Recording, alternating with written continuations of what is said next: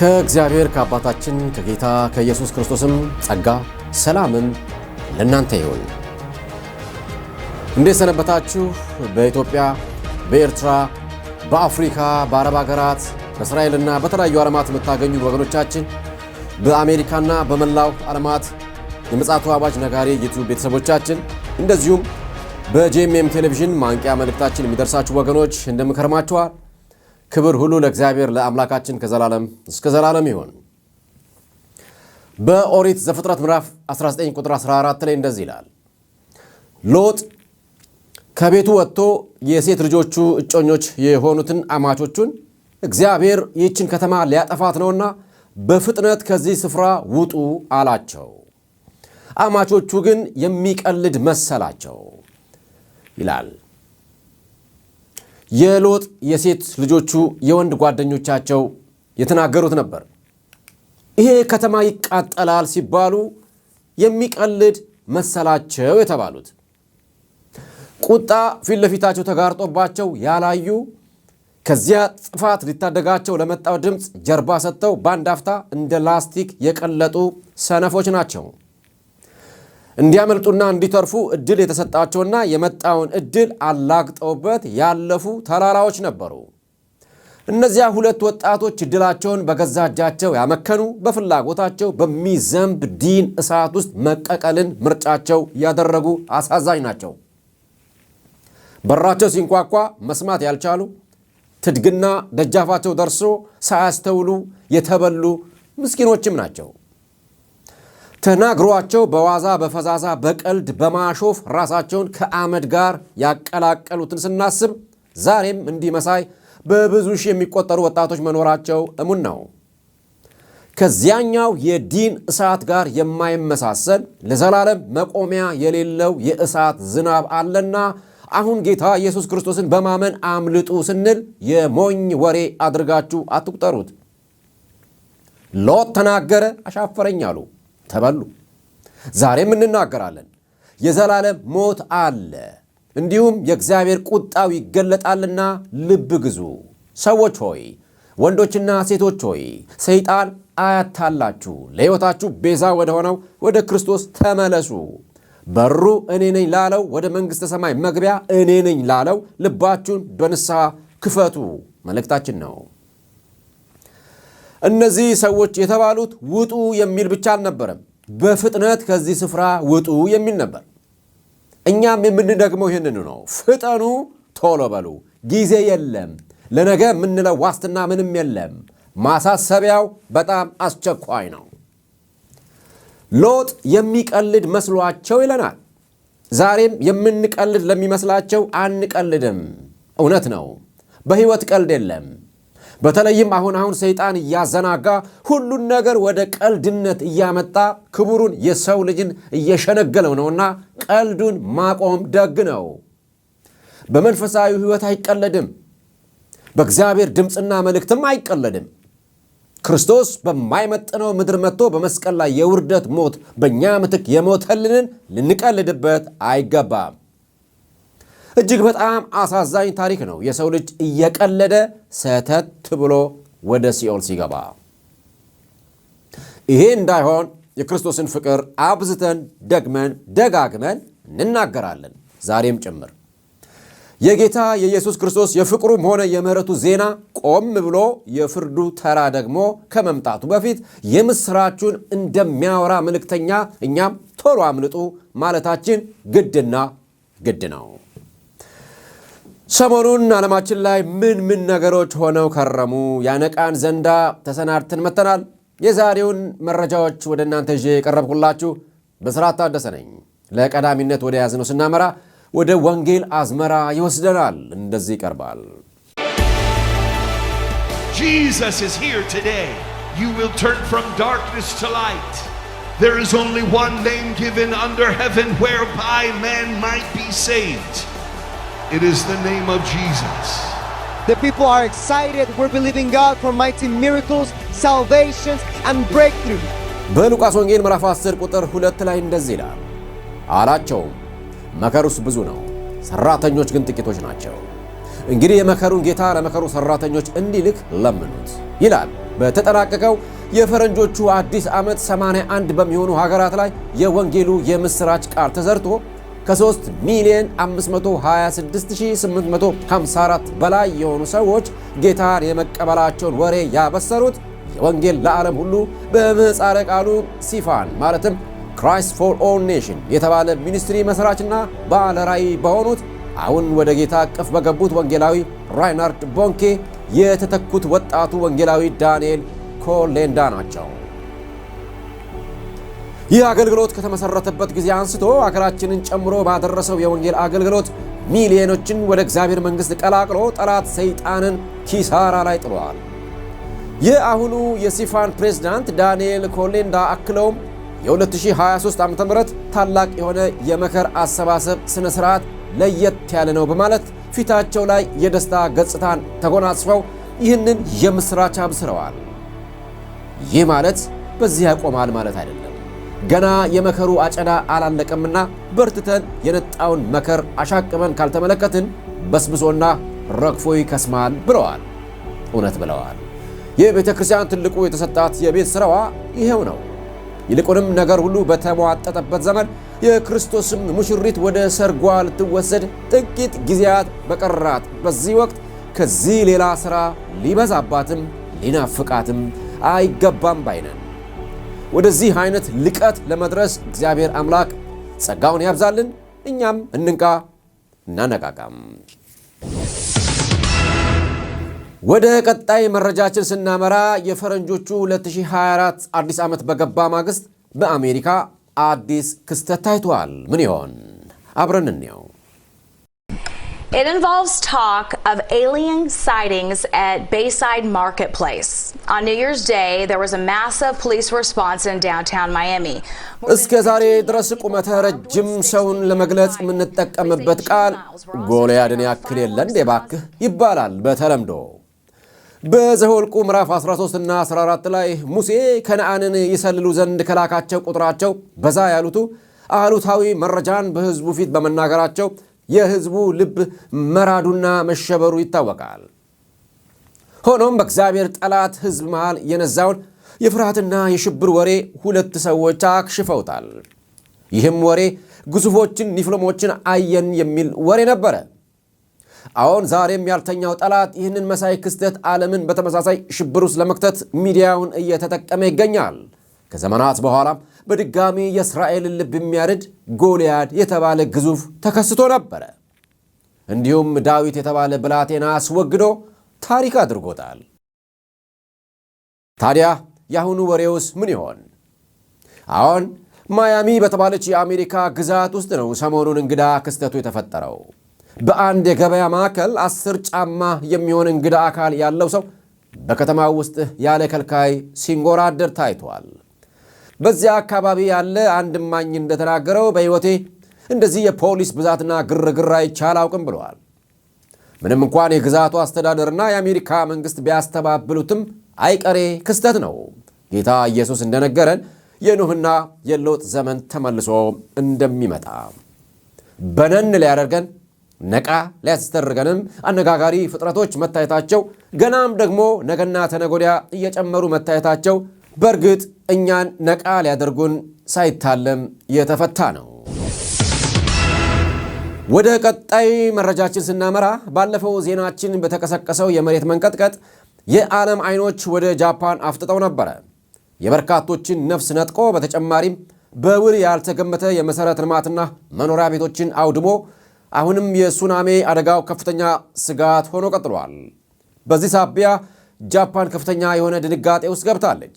የጃፓን ቴክኖሎጂ ተጠቅማ ህብረተሰቡን ቀስቅሳ ባታነቃ ኖሮ ምናልባት ቱርክ ከገጠማት ሰብአዊ ውድመት በላይ ሙትና ቁስለኛ ልታስተናግድ ትችል ይሆናል ብለው በዘርፉ የተሰማሩ ባለሙያዎች ግምታቸውን አስቀምጠዋል።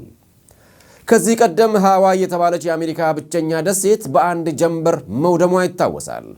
ይህ ታዲያ የሚያመላክተን ከምንጊዜውም በላይ የጌታችንና የመድኃኒታችን ዳግም መገለጥ እየተቃረበ መሆኑን ነው። ነውጦች፣ ጥፋቶች፣ ቅጽበታዊ የሆኑ ውድመቶች፣ ሳይጠበቁ የሰውን ሕይወት ቀጣፊዎች በምድር እያለን ሊገጥሙን የሚችሉ ራሳቸውን የቻሉ ማንቂያዎቻችን ስለሆኑ ምንም ዋስትና በሌላት ምድር ውስጥ ሆነን ዘላለማችን እንዳይነጠቅ ፈጠን ብለን ወደ አስመላጩ ክርስቶስ ጉያ መግባት ይሆንልን። የምትከታተሉት የምፅዓቱ አዋጅ ነጋሪ አገልግሎት ዜናችንን ነው። ውድ ወገኖቻችን እንንቃ እናነቃቃም። ከአፍታ ቆይታ በኋላ እንገናኛለን።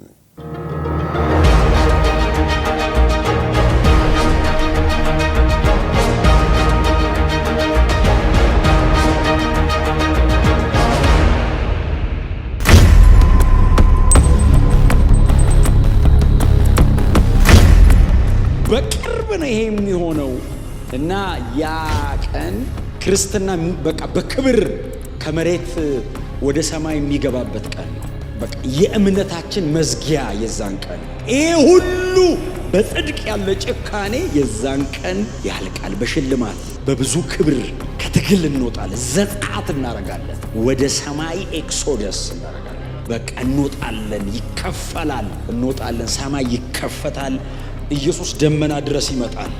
የሰማይ ሰራዊት በሙሉ አብሮት ይመጣል። እዚህ ደመና እዚህ 20 ምናምን ሺህ ጫማ አስባችሁታል? ያ ሁሉ የሰማይ መልአክ ወርዶ ደመና ላይ መሬት እንዴት እንደምትጨነቅ አየሩ ላይ ያለ የአየሩ አለቃ በሙሉ ሲስተሙ ፈርሶ ይወድቃል። ኢየሱስ ደመናው ድረስ ይመጣል። ነጭ ፈረስ ላይ ነጭ ልብስ ለብሶ ኢየሱስ ይመጣል። በጣም በቅርብ እናየዋለን። ታውቃላችሁ? እንደዚህ ያየኑ እንሄዳለን። ቆሞ ይጠብቀናል። እናየዋለን። ፊት ለፊት ኢየሱስን እንደዚህ እናየዋለን። ፊት ለፊት እንገናኛለን ከኢየሱስ ጋር። ያኔ ሲቃ የሌለበት ከተማ፣ ህመም የሌለበት ከተማ፣ የተለያየ አይነት ጥያቄ የሌለበት ከተማ፣ በመጋረጃ እንዲህ ካመለክን ፊት ለፊት ስናየው ምንድነው የምንሆነው? አንድ ነገር ልንገራችሁን አልጨርስ። ዮሐንስ ራሱ ምንድነው አሁን የእግዚአብሔር ልጆች ነን አለ ይመስለኛል። ቃል አጋኖ ስላለው ክፍሉ እየጮኸ ነው እሱ ያወራው አይደል? ልጆቹ ተብለን እንድንጠራ ያፈሰሰው ፍቅር ምንኛ ታላቅ ነው ይልና እኛም እንዲሁ ልጆቹ ነን አይደለም የሚለው። አሁን የእግዚአብሔር ልጆች ነን ብሎ ቃል አጋኖ አለው ክፍሉ እየጮኸ ነው የሚለው። በጣም ያስደንቃል። እኔ የዘብዴዎስ ልጅ የእግዚአብሔር ልጅ መባለ ይላል ይልና አሁን የእግዚአብሔር ልጆች ነው።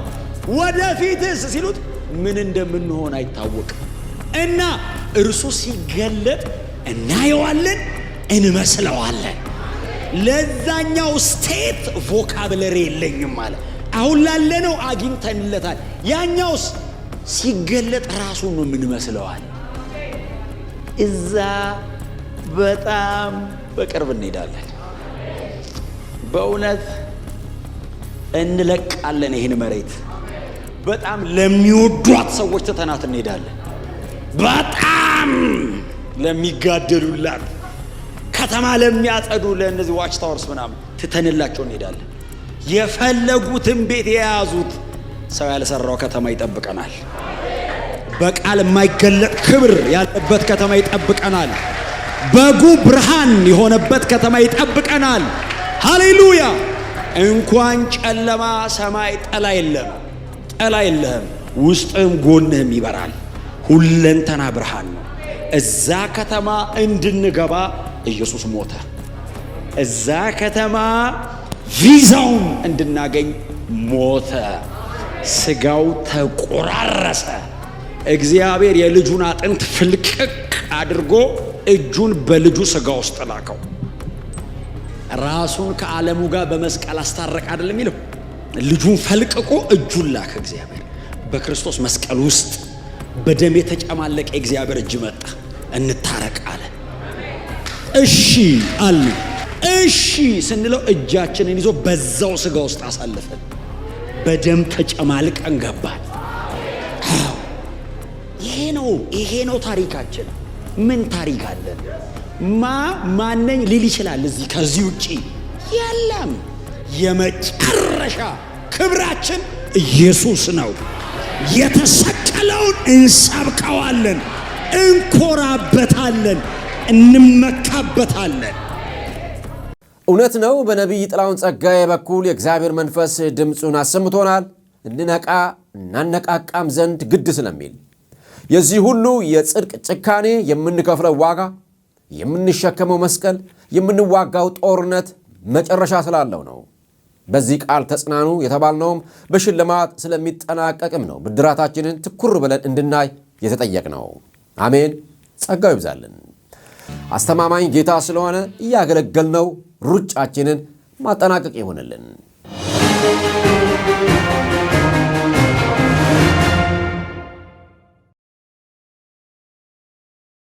ለዕለቱ ለመቋጫነት ወደ ያዝነው መረጃ ስናመራ በኦሪት ዘፍጥረት ምዕራፍ 1 ከ26 እስከ 28 እንደዚህ ይላል። እግዚአብሔርም አለ፣ ሰውን በመልካችን እንደ ምሳሌያችን ንፍጠር፣ የባሕር ዓሦችንና የሰማይ ወፎችን እንስሳትንና ምድርን ሁሉ በምድር ላይ የሚንቀሳቀሱትንም ሁሉ ይግዙ። እግዚአብሔርም ሰውን በመልኩ ፈጠረ፣ በእግዚአብሔር መልክ ፈጠረው፣ ወንድና ሴት አድርጎ ፈጠራቸው። እግዚአብሔርም ባረካቸው፣ እንዲህም አላቸው፣ ብዙ ተባዙ፣ ምድርንም ሙሏት፣ ግዙአትም፣ የባሕርን ዓሦችና የሰማይን ወፎች በምድር ላይ የሚንቀሳቀሱትንም ሁሉ ግዙአቸው አለ። ታዲያ ከዚህ በተቃርኖ የቆመ ጠላት ሰይጣን የሰው ልጅ ከተፈጠረባት ደቂቃ ጀምሮ ይህንን ታላቅና የተከበረ የእግዚአብሔርን አጀንዳ ከማበላሸት የቦዘነበት ጊዜ የለም። በኖህ ዘመን የሰው ልጅ ከመናፍስቶች ጋር ለመበረዝ ከተደረገው ሴራ ጀምሮ እግዚአብሔር አምላክ ጣልቃ ገብቶ ባያከሽፈው ኖሮ ዛሬ የነበረው ምስል ባልነበረ ነበር። ታዲያ ይህ እረፍት አልባ ጠላት የመጨረሻውን ዘመን ጠብቆ ይህንን አጀንዳ በድጋሚ ጠምቆና ጠንስሶ ማቀማመስ ከጀማመረ ሰነባብቷል። እኛም በተደጋጋሚ ይህንን ጉዳይ ከመግለጥና ከማጋለጥ አልቦዘንም። ከዚህ በፊት ወንድ ሮቦቶችና ሴት ሮቦቶች ተፈብርከው እንደ ባልና እንደ ሚስት ተገዝተው እየተሸጡ እንደሆነና አገልግሎት መስጠት ከጀመሩም መሰንበታቸውን መዘገባችን ይታወሳል። ዛሬ ደግሞ ከወደ አውሮፓ የተሰማ ጉድ ልክ ለሰው ልጅ የሰብአዊ መብት እንዳለ ሁሉ ለእነዚህ ሮቦቶች የዜግነትና ሙሉ ኤሌክትሮኒካዊና ሮቦታዊ መብት እንዲኖራቸው ነው ደፋ ቀና ማለቱ። ይህንን አጀንዳ የጠነሰሱ ሰዎች ከበስተጀርባቸው ሳጥናኤል እንዳለ ይታወቃል። ሆኖም የአውሮፓ ህብረት ይህንን አጀንዳ ውድቅ ቢያደርገውም ውሎ አድሮ ማጽደቁ አይቀሬ ነው ይላሉ በዘርፉ የተሰማሩ ተንታኞች። አሁን እንግዲህ ከአሁን በፊትም ሮቦታዊ ፓስተር እንደሚከሰት ዘግበን ነበረ። እግዚአብሔር ከሰራቸው ፍጥረቱ እኩል ከሰዎች ጋር የተደረገ ፉክክር መሆኑም ግልጽ ነው። ዳሩ ይፎካከራል እንጂ ሲገነባ ሲፈርስበት የለመደው ነው፣ ይቀጥላል። የዓለማችን የመጨረሻው ጊዜ አንዱ ምልክቷ ነው። የሚያዋጣው ዳግም በመወለድ የሰማዩን ዜግነት ማረጋገጡ እግዚአብሔር ከፈጠራቸው ሁሉ የሚጠበቀው ይሄው ነው። የክቡሩን ሰው ልጅ ሰብአዊ መብት ገፎ ለሮቦቶች መብታቸው በደንብ ይከበር ሲባል ጸቡ ከማን ጋር እንደሆነ ግልጽ ነው። ቢሆንም ቅሉ ከሰሪው ጋር ለሚታገል ወዮለት እንደተባለው አዎን ወዮለት። ክቡር ነው የተባለውን የሰው ዘር አስጨርሶ የሰው እጅ ሥራዎችን መንፈሰ ቢሶቹን ሰው መሳዮቹን ግን ያልሆኑትን ሰብአዊ መብታቸው ይከበር ማስባሉ ለሰው ያለውን ጥላቻ ያሳብቅበታል። እሱ ሰውን መጥላትና መግደል የጀመረው ገና ሰዎች በምድር ላይ 4 ሆነው ሳሉ ነበር ጥርሳቸውን የነከሰባቸው። እንኳንስ ቢሊየን ጊዜ ቢሊየን እግዚአብሔር የሰራቸው ፍጥሮቹ ምድርን ሞልተዋት ቀርቶ። ታዲያ የሚገርመው እነዚሁ መብታቸው ይከበርላቸው የተባሉቱ መብታቸውን የሚያስከብሩላቸውን ረግጠው መግዛታቸው፣ ፍቅርና ምሕረት አለማወቃቸው፣ ጨካኞችም መሆናቸው ነው። ፊት ለፊታችን ባሉት በ2024 እንዲሁ ለየት ያሉ ክስተቶች እንደሚከናወኑ ይጠበቃል፣ ተነግሮላቸዋልም። እኛ ግን የጌታ መምጣት እየቸኮለ ስለሆነ እንዘጋጅ፣ ለወንጌል ሥራ እንፍጠን እንጂ ድንቅ ነገር ታየ ወይም እንዲሆነ ብለን ልባችን ሊያዝ አይገባውም።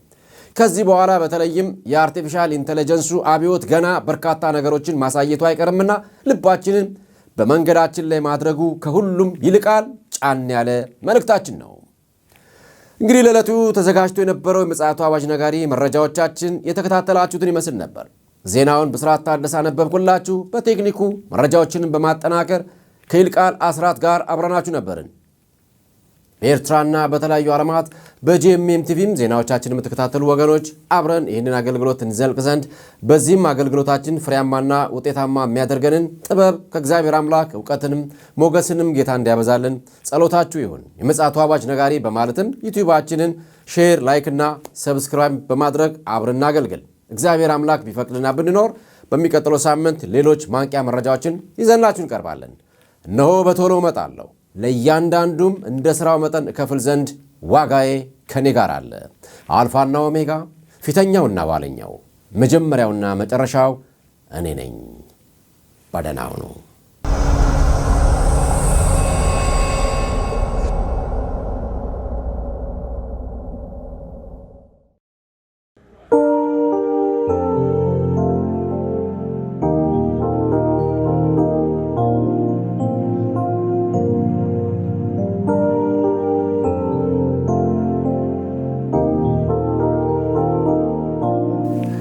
ተመልሼ መጥቻለሁ።